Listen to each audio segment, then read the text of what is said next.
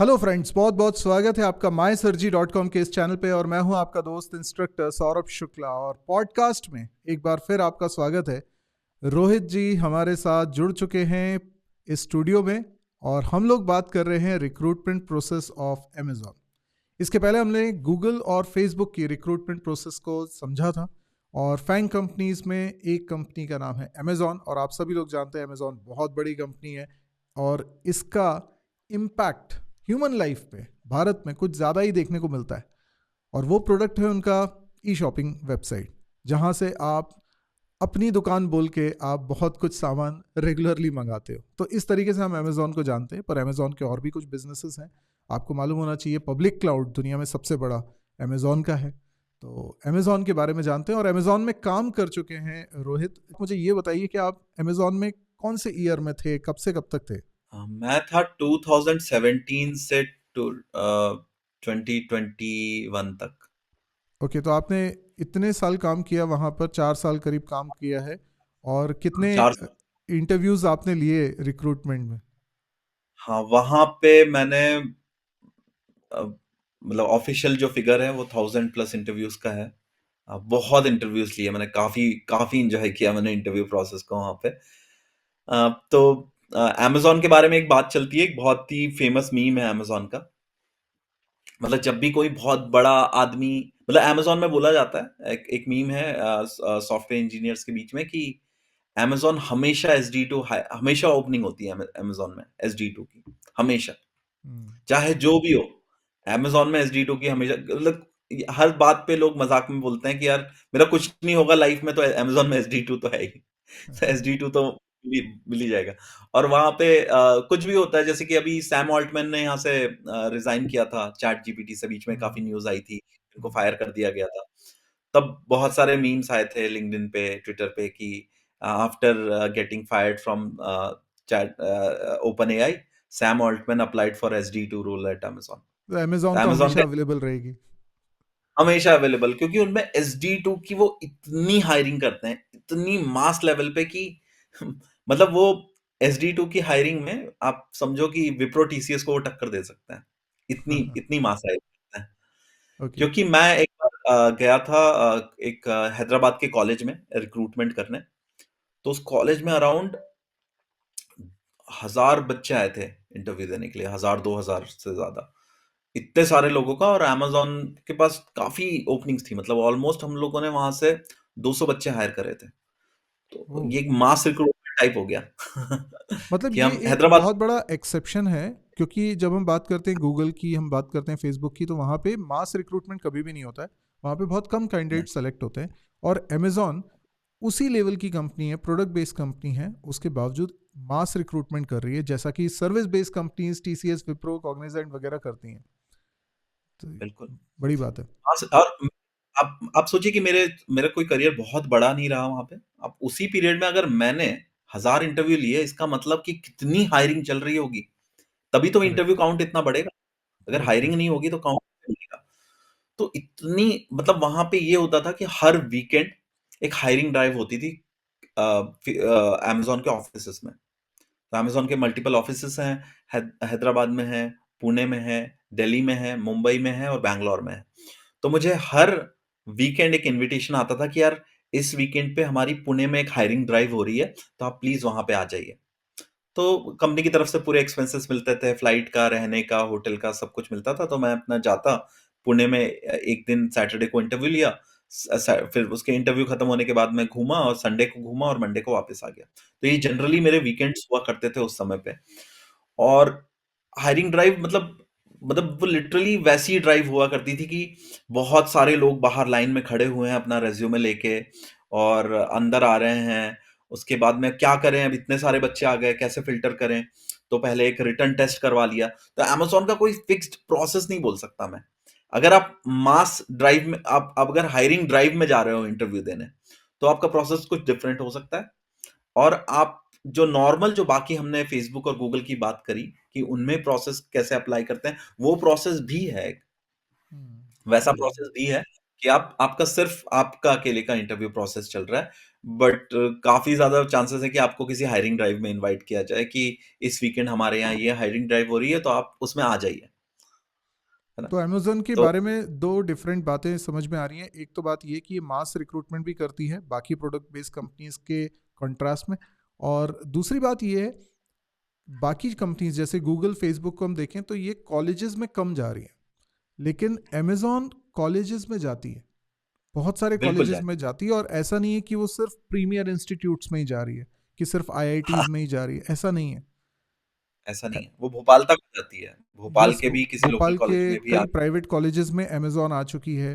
तो ये एक बड़ी बात है कि अमेजोन बिल्कुल, में मतलब कंपैरेटिवली अगर हम देखें तो अमेजोन में जाने के अपॉर्चुनिटीज आपको ज्यादा हैं। बिल्कुल अपॉर्च्युनिटीज़ आपको ज़्यादा मिलती हैं, तो काफ़ी ज़्यादा कैसे कैसे अपॉर्च्युनिटीज़। अप्लाई करना है? अगर मान लीजिए, एक तो ये तरीका है कि मेरे कॉलेज में अगर आ रही है कंपनी तो मेरे को अपॉर्चुनिटी मिल गई, एक तो ये स्टैंडर्ड तरीका हो गया। और डेफिनेटली जब कॉलेज में बिल्कुल, आएगी तो फिल्ट्रेशन भी शायद लगाएगी। बिल्कुल। ओके। अ, अब जब ये मास लेवल पे जब हायरिंग होती है, तो पहला फ़िल्ट्रेशन का प्रोसेस थोड़ा-सा डिफरेंट हो सकता है। या तो आपको एक पेपर दे दिया जाए और एक उसमें क्वेश्चन लिखा हो, सिंपल सा एग्ज़ाम की तरह बिल्कुल होता है। जैसा मैंने खुद करवाया है बहुत जगह। तो एग्ज़ाम की तरह है कि बच्चे एक हॉल में बैठा दिए सारे, और उनको सबको एक क्वेश्चन बोर्ड पे लिख दिया या क्वेश्चन पेपर उस पे प्रिंट करा दिया, सबको क्वेश्चन पेपर दे दिया और साथ में रफ शीट्स दे दी। उसमें हो सकता है उस क्वेश्चन पेपर में 2 कोडिंग क्वेश्चन्स हों, और वो कोडिंग क्वेश्चन्स उनको इम्प्लीमेंट करना है और इम्प्लीमेंट करके हमें देना है। उसके बाद में हम लोग टेस्ट करते हैं, जैसे टीचर्स एग्ज़ाम में कॉपी चेक करते हैं, वैसे ही हम चेक करते हैं उनके शीट्स, और चेक करने के बाद में डिसाइड करते हैं, लिख देते हैं कि पास्ड और फेल्ड, या उस तरीके से। हम्म। और फिर जितने लोग वो राउंड क्लियर करते हैं, फिर उनका एक्चुअल में इंटरव्यू प्रोसेस शुरू होता है। हम्म। तो ये बेसिक प्रोसेस था, और होता ये था, ये जो हायरिंग ड्राइव्स होती हैं, इनमें ये होता है कि आपको एक ही दिन में पूरा प्रोसेस खत्म करना होता है। हम्म। मतलब आपने वो टेस्ट दिया, फिर उसके बाद में वो 4 इंटरव्यू भी दिए, आपका सारा आप जिस कई बार ऐसा होता था कि शाम तक आपको पता होता था कि ऑफर मिला कि नहीं मिला।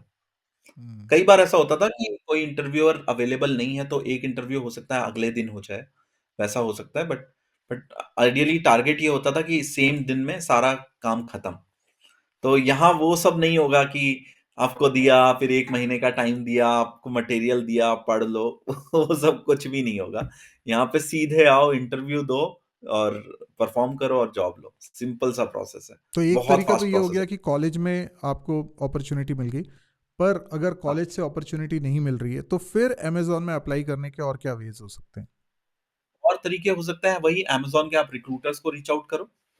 रिक्रूटर से और थोड़े से अटेंटिव रहो कि कहाँ-कहाँ उनकी हायरिंग ड्राइव्स हो रही है। वो क्या होता है कि कई बार अ, कैंपसेस में आती है और ओपन कैंपस रखती है, मतलब किसी भी कॉलेज के बच्चे आके वहाँ पे अप्लाई कर सकते हैं। हम्म। जैसे मैं जो हैदराबाद के इवेंट की आपको बात बता रहा था, हैदराबाद का बस वो एक कॉलेज था, लेकिन वो ओपन हायरिंग इवेंट था, मतलब सबके लिए ओपन था। आस-पास के सारे कॉलेजेस आके अप्लाई कर सकते हैं। जो भोपाल में भी आए थे, वो इसी पॉइंट ऑफ व्यू से आए थे कि सब कॉलेज एलिजिबल हैं बच्चे अप्लाई करने की। तो आप ये इवेंट्स पे ध्यान रखो, इनके इनके बारे में, मतलब इन पे नज़र रखो कि इवेंट्स कब हो रहे हैं, कहाँ हो रहे हैं। जब हो रहे हैं तो आप वहाँ जाके अप्लाई कर सकते हैं। तो आपको इसमें इसमें जानकारी एक्चुअल में मिलती कैसे है? अगर मुझे कैसे पता चलेगा कि मुंबई में वो आ रही है और वहाँ पे ऐसा कुछ होने वाला है? जब कॉलेजेस में आती है कंपनी ये सब, तो कॉलेजेस में जब आती हैं तब कॉलेज को नोटिफाई किया जाता है। देन कॉलेज की रिस्पॉन्सिबिलिटी है, वो कम्युनिकेट करती है, उसको प्रचार करती है कि Amazon is coming to work, क्योंकि कॉलेज का भी फ़ायदा है उसमें, हम्म। उसको एडवर्टाइज़ करने में। तो एक तो वो होता है। दूसरा जो हायरिंग ड्राइव मैं बता रहा था, जो अमेज़न के ऑफ़िसेज़ में होती है, हम्म। वो इनवाइट बेसिस पे होती है। उनका प्रोसेस वही है जो गूगल और फेसबुक के बीच में हमने बात किया था कि हम्म। अ, आप रिक्रूटर को रीच आउट करो, और रिक्रूटर आपका अगर रिज्यूमे आप शॉर्टलिस्ट कर लेता है, या आपने आपने किसी को रेफरल भेजा है, आपको जब आप आपका जब एक बार एक्सेप्टेंस हो गया, आपका रिज्यूमे शॉर्टलिस्ट हो गया, डिसाइड कर लिया कि हम इस कैंडिडेट को चांस दे रहे हैं, उसके बाद में रिक्रूटर आपको मेल भेजता है कि इस दिन हमारा इवेंट है, आप यहाँ आ जाना। हाँ, वो वाला इवेंट प्रोसेस अलग होता है, और एक कॉलेज का इवेंट प्रोसेस वो अलग होता है। ऑफ कैंपस के थ्रू हो रहा है, हम कॉलेज के थ्रू नहीं हो रहा, क्योंकि कॉलेज का तो लगभग लगभग सबको समझ में आ ही रहा है। कितने इंटरव्यूज इसके होते हैं? क्या प्रोसेस होती है एक बार जब हम कैंडिडेट सेलेक्ट हो गया है, उसका रिज्यूम सेलेक्ट हो गया है तब? रिज्यूमे सेलेक्ट हो गया, वो आ गया, और अब उसका एक्चुअल इंटरव्यू उसने, हो सकता है कि वो जब वहां पे आ जाए, जहाँ पे हायरिंग ड्राइव हो रही है, इवेंट हो रहा है, उसने अपना टेस्ट दिया, टेस्ट में भी वो पास हो गया, उसके बाद में एक्चुअल इंटरव्यू शुरू होते हैं। तो इसके amazon के भी सिर्फ 4 इंटरव्यू ही होते हैं टोटल। अब ये 4 इंटरव्यू जो होते हैं, ये हो सकता है कि 3 कोडिंग इंटरव्यू हो, और एक आपका, बेसिकली यहाँ पे इंटरव्यूज के नाम स्पेसिफिक होते हैं। तो यहाँ पे मैं आपको नाम बता देता हूँ, वो नाम में ही पूरा इंटरव्यू का कंटेंट छुपा हुआ है। तो एक इनका राउंड होता है जिसको बोलते हैं कोडिंग एंड प्रॉब्लम सॉल्विंग। ठीक नाम है। से समझ में आ रहा है, कोडिंग दी जाएगी और ये प्रॉब्लम सॉल्व करने का दी जाएगी। ठीक। दूसरा एक होता है coding and algorithms, coding slash algorithms and data structures. Okay. Round एक जैसे ही होते हैं, बस नाम थोड़ा सा अलग है इंटरव्यूअर के लिए, ताकि उस राउंड में वो उसकी प्रॉब्लम सॉल्विंग एबिलिटी चेक करे, कि कोई कॉम्प्लेक्स को प्रॉब्लम दी जाए तो वो उसकी एबिलिटी चेक हो। दूसरे राउंड में फोकस ये होता है कि उसको अगर कोई डेटा स्ट्रक्चर आता है तो उस डेटा स्ट्रक्चर की उसको कितनी डीप अंडरस्टैंडिंग है। तो ऐसे क्वेश्चंस पूछे जाएं जिसमें डेटा स्ट्रक्चर ज्यादा इस्तेमाल हो रहा हो, या डीप में उसके कॉन्सेप्ट ज्यादा अप्लाई हो रहे हो। तो डीएसए के ही क्वेश्चंस रहेंगे, लेकिन किसी का फोकस होगा एल्गोरिथमिक नॉलेज चेक करने का, किसी का फोकस होगा आपके डेटा स्ट्रक्चर की अंडरस्टैंडिंग चेक करने का, किसी क्वेश्चन का फोकस होगा आपकी कोडिंग एबिलिटी चेक करने का। कई बार ऐसा होता है कि कोई प्रॉब्लम है, जो प्रॉब्लम है सिंपल, मतलब उसमें कोई कॉम्प्लेक्स एल्गोरिथम नहीं लग रही, कोई कॉम्प्लेक्स डेटा स्ट्रक्चर नहीं लग रहा है, बट उसका इंप्लीमेंटेशन जो थोड़ा सा ट्रिकी है, बड़े सारे इफ एल्स कंडीशंस लग रहे हैं, कोड लंबा हो रहा है, वहां पे वो चेक करना चाहते हैं कि आप कोड को कैसे सिंप्लीफाई करके और कोड लिख पाते हैं कि नहीं आप टाइम लिमिट में। तो उस क्वेश्चन का मेजर फोकस कोडिंग के ऊपर होता है। और ये इंटरव्यू तो कितनी इस देर का तरीके होता से है? इंटरव्यूज 1 घंटे के होते हैं, ये एक एक घंटे मेजर का। डिफरेंस है हम्म। फेसबुक गूगल से। अमेजोन का इंटरव्यू 1 घंटे का होता है, और अमेजोन के इंटरव्यूज थोड़े से फ्लेक्सिबल होते हैं, कई बार 1 घंटे की जगह मैंने देखा 1.5 घंटे भी हो जाते हैं। इंटरव्यूअर्स माइंड नहीं करते कई बार। तो ये होता है अगर। दो इंटरव्यू का आपने मुझे बता दिया कि क्या हेडिंग है, और ऐसी बाकी और दो इंटरव्यूज? और एक इंटरव्यू होता है आपका जिसको इंटरव्यू बोलते हैं बार रेजर इंटरव्यू, हम्म। और एक होता है आपका हायरिंग मैनेजर इंटरव्यू। हम्म। ये 2 इंटरव्यू भी बड़े इंटरेस्टिंग होते हैं। हम्म। तो हायरिंग मैनेजर राउंड जो होता है, वो आपका बिहेवियरल इंटरव्यू टाइप भी हो सकता है। उसमें कोई वेल डिफाइंड स्ट्रक्चर नहीं है, आपका बिहेवियरल, उसमें बिहेवियरल तो आपका सारे ही राउंड में चेक होता है। हर राउंड में सिर्फ कोडिंग पे फोकस नहीं होता, जो कोडिंग के राउंड होते हैं हम्म। उनमें फोकस होता है, उनमें उनमें इंस्ट्रक्शन जो होते हैं कि अब वो इंस्ट्रक्शन एग्जैक्टली फॉलो नहीं करते सारे इंटरव्यूअर्स, बट इंस्ट्रक्शंस ये है कि आप 45 मिनट स्पेंड करो कोडिंग में, जो भी आप क्वेश्चन सॉल्व करा रहे हैं टेक्निकल क्वेश्चन में, और 15 मिनट आप स्पेंड करो बिहेवियरल क्वेश्चन में। तो आपको हमेशा एक सिचुएशनल बेस्ड बिहेवियरल क्वेश्चन पूछना है। हम्म। विद रिस्पेक्ट टू कोडिंग में हो सकता है, बहुत तरीके क्वेश्चन हो सकते हैं, मतलब वो बहुत बड़ा सेक्शन है अमेज़न का। बहुत ही इंपॉर्टेंट सेक्शन है अमेज़न में। जाने के लिए आपको अमेज़न के बिहेवियरल इंटरव्यू की बड़ी अच्छी प्रिपरेशन करनी चाहिए और करनी पड़ेगी। हम्म। जो हायरिंग मैनेजर राउंड होता है, हायरिंग मैनेजर राउंड में मिक्स ऑफ एवरीथिंग होता है। हम्म। ज़्यादातर वो ये होगा कि आपसे बात करना चाहेंगे, आपके बारे में समझना चाहेंगे, आपके पास्ट प्रोजेक्ट्स के बारे में बात करेंगे, आपको किस तरह के काम करना अच्छा लगता है, किस तरह की अपॉर्च्युनिटी आप देख रहे हैं, और कुछ सिचुएशंस आपको दी जाएँगी कि अगर ऐसी सिचुएशन हो तो आप कैसे बिहेव करेंगे। हम्म। कोडिंग क्वेश्चन भी हो सकता है उसमें, एक सिंपल सा कोडिंग क्वेश्चन भी करवा लिया, कोई सिंपल सा सिस्टम के ऊपर डिस्कशन हो गया कि क्या सोचते हो कि अमेज़न में ये फीचर कैसा लगा तुमको? कुछ भी डिस्कशन हो सकता है। और बार रिजर्व में क्या होता है? बार रेज़र बहुत इंपॉर्टेंट राउंड होता है, उसके बिना आपका सिलेक्शन नहीं होगा। अगर आप बार बार रेज़र में अच्छा परफॉर्म नहीं करते हैं, तो आप मोस्टली आपका आपका सिलेक्शन मुश्किल है होना। हम्म। बार रेज़र जो होता है, आपके पुराने सारे कई कुछ बार रेज़र इस तरीके से होते हैं कि आपके जो प्रीवियस राउंड्स आपने दिए हैं, हम्म। उनमें उनने पता कर लिया कि यार इसका कोडिंग अच्छा नहीं है, या इसका सिस्टम डिज़ाइन में इसने अच्छा नहीं किया है। बार रेज़र में उसी चीज़ को वो एलिवेट करने की कोशिश करते हैं, कि बार रेज़र में उसको एक्चुअली में डीप में टेस्ट करने की कोशिश करते हैं।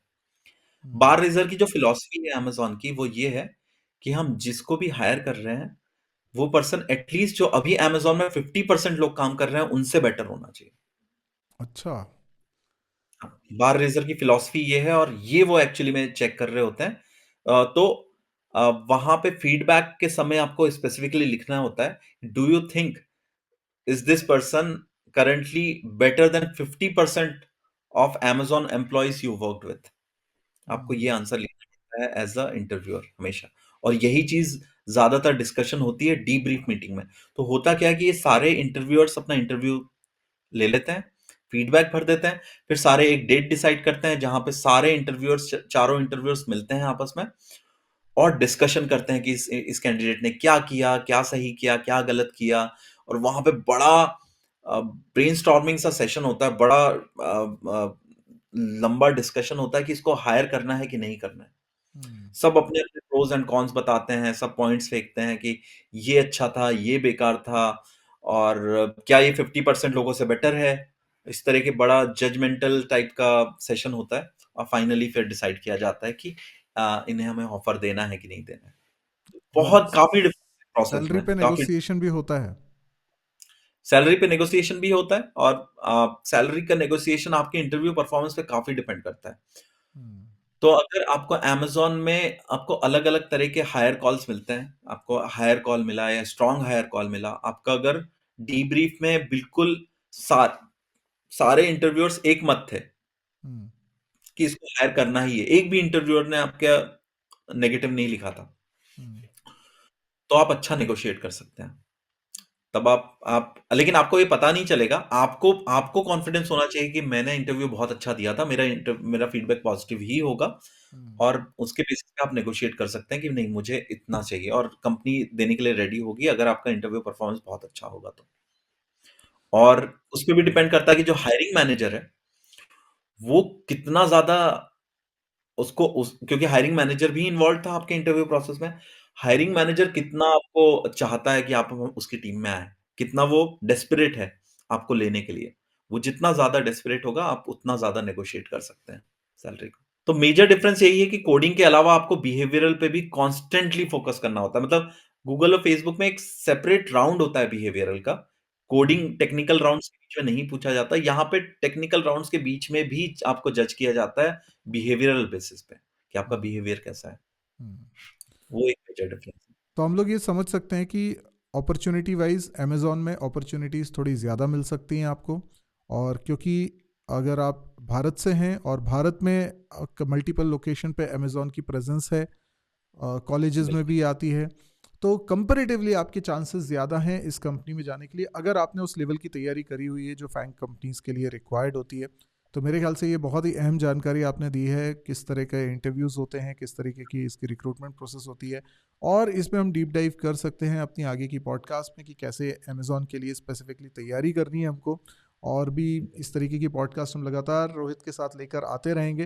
तो जुड़े रहिए इसी तरीके से इस पॉडकास्ट में। पॉडकास्ट का सिलसिला अभी लगातार जारी रहेगा और आप लोगों को फैंग कंपनीज की प्रिपरेशन के लिए जो भी अवेयरनेस देनी है हमको, जो भी सिखाना है आपको, वो हम इस पॉडकास्ट के माध्यम से आपको सिखाते रहेंगे। तो लाइक करिए, शेयर करिए, कमेंट करिए, और अभी तक इस चैनल को सब्सक्राइब नहीं किया तो सब्सक्राइब कर लीजिए। आज के लिए इतना ही। Thank you, good bye.